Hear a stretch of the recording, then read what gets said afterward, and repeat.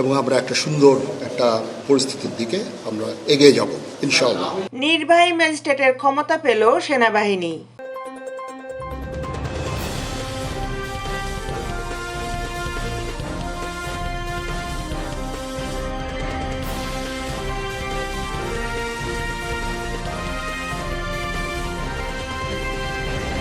রাজধানী সহ সারা দেশে বাংলাদেশ সেনাবাহিনীকে বিশেষ নির্বাহী ম্যাজিস্ট্রেটের ক্ষমতা দিয়েছে সরকার। সেনাবাহিনীর কমিশনপ্রাপ্ত কর্মকর্তাদের এই ক্ষমতা দেওয়া হয়েছে। মঙ্গলবার জনপ্রশাসনের মন্ত্রণালয়ের এক প্রজ্ঞাপনে এই সিদ্ধান্তের কথা জানানো হয়। প্রজ্ঞাপন জারির তারিখ অর্থাৎ মঙ্গলবার থেকে এই সিদ্ধান্ত কার্যকর হয়েছে। আগামী 2 মাস এই সিদ্ধান্ত বলবৎ থাকবে।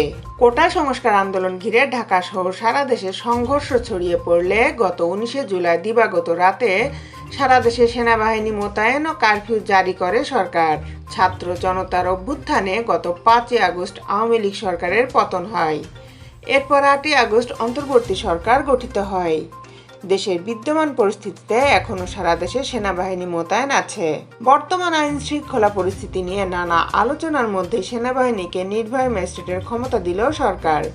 প্রজ্ঞাপনে বলা হয়, ফৌজদারি কার্যবিধি অনুযায়ী সেনাবাহিনীর কমিশনপ্রাপ্ত কর্মকর্তাদের বিশেষ নির্বাহী ম্যাজিস্ট্রেটের ক্ষমতা অর্পণ করা হলো। ফৌজদারি কার্যবিধির ধারা 64, 65, 83, 84, 86, 95, 100, 105, 107, 109, 110, 126, 127, 128, 130, 133 ও 142 ধারার অধীনে অপরাধগুলো আমলে নিয়ে প্রয়োজনীয় ব্যবস্থা নিতে পারবেন সেনাবাহিনীর বিশেষ নির্বাহী ম্যাজিস্ট্রেটের ক্ষমতা পাওয়া কর্মকর্তারা।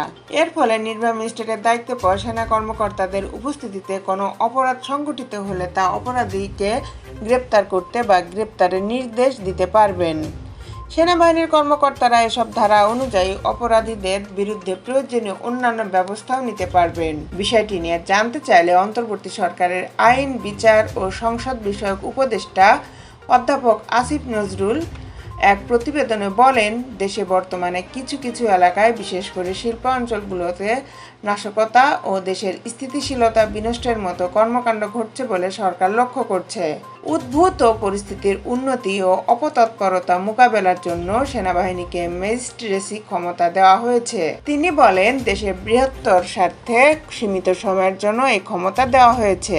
পরিস্থিতির উন্নতি হলে সেনাবাহিনীর এমন দায়িত্ব পালনের প্রয়োজনীয়তা আর থাকবে না।